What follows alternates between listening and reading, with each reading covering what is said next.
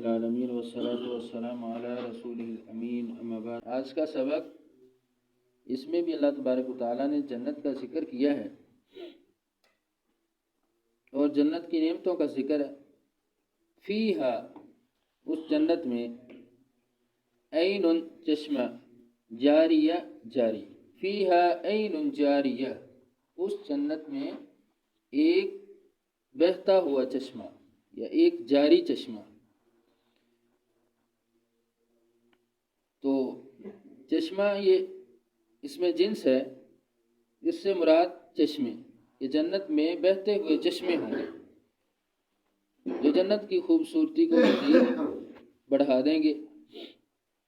فیہا، اس جنت میں، سرر، تختے، مرفوعہ، بلند، اونچے، فیہا سرر مرفوعہ، اس میں بلند یا اونچے تختے ہوں گے، واکواب، اور پیالے، موضوعہ، رکھے ہوئے یا لگے ہوئے، واکواب موضوعہ، اور اس میں پیالے رکھے ہوئے، ونمارق، اور تکیے، مصفوفہ، لگائے ہوئے، ونمارق مصفوفہ، اور تکیے لگائے ہوئے، وزرابیج، اور قالین، مبثوثہ، بچھائے ہوئے، وزرابیج مبثوثہ، اور قالین بچھائے ہوئے۔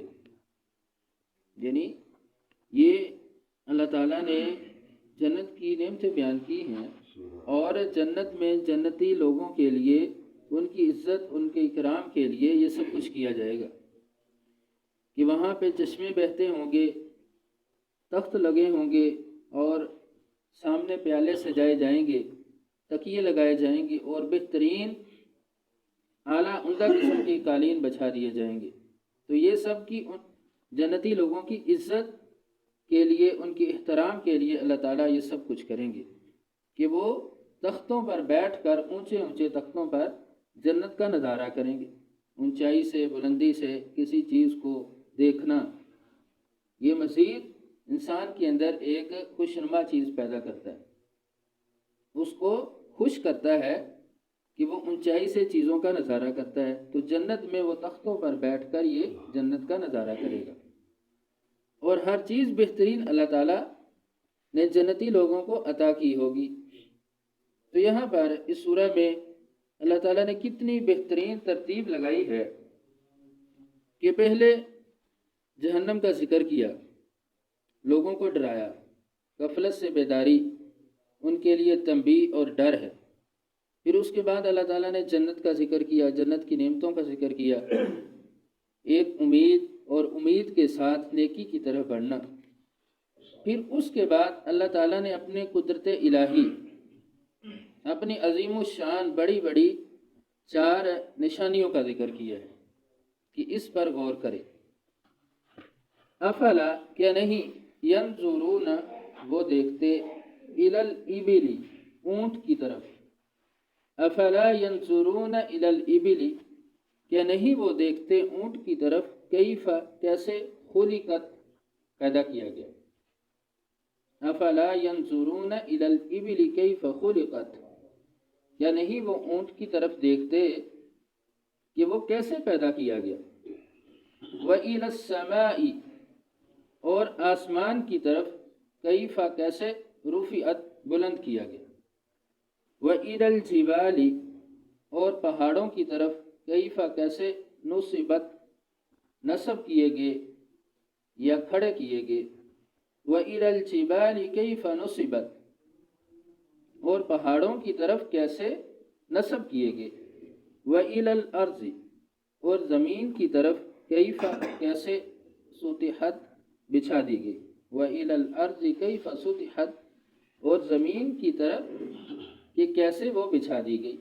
اب یہ اللہ کی عظیم الشان 4 نشانیاں ہیں، ان پہ غور و فکر کرنے کا حکم ہے کہ اونٹ کو دیکھو، کیونکہ عرب میں اونٹ ایک بہت بہترین اور قیمتی متاع سمجھا جاتا تھا اور ہوتا تھا۔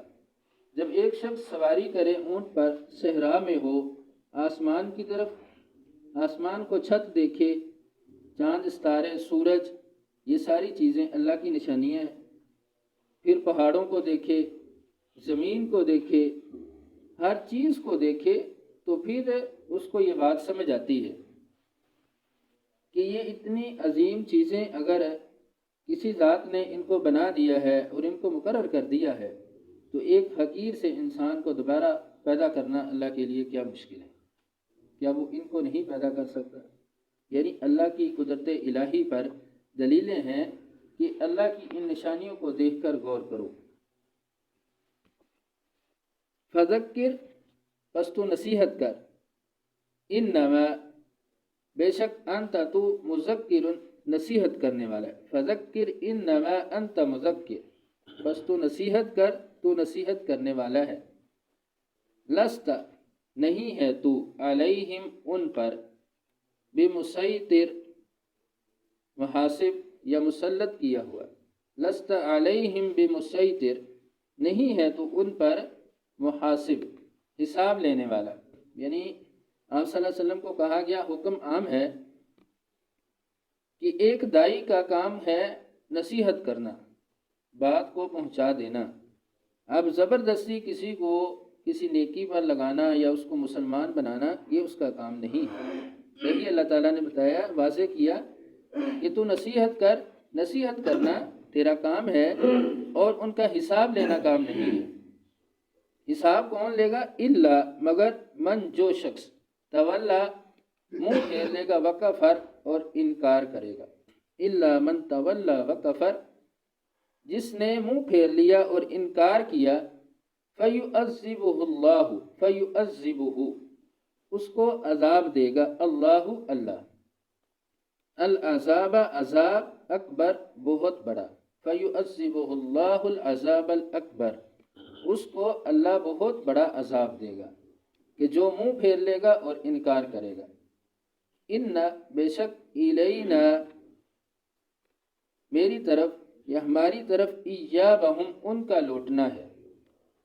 ان الینا ایابہم، بے شک ہماری طرف ان کا لوٹنا ہے۔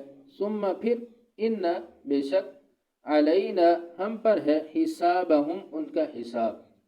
ثم ان علینا حسابہم، پھر بے شک ہم پر ان کا حساب ہے۔ یعنی ہماری طرف لوٹنا ہے تو پھر ہم ہر کسی کا حساب لیں گے۔ حساب، محاسب، حساب لینے کے اعتبار سے اللہ تعالیٰ کی ذات ہے کہ وہ حساب لے گا کہ کس کا عمل کیسا ہے۔ اچھا عمل کرنے والا اس کے لیے جنت ہے، اور جو برے عمل کرنے والا اس کے لیے اللہ کا عذاب ہے۔ اللہ تعالیٰ اچھے عمل کرنے کی توفیق دے۔ سبحان ربک رب العزت عما یصفون، وسلام علی المرسلین، والحمد للہ رب العالمین۔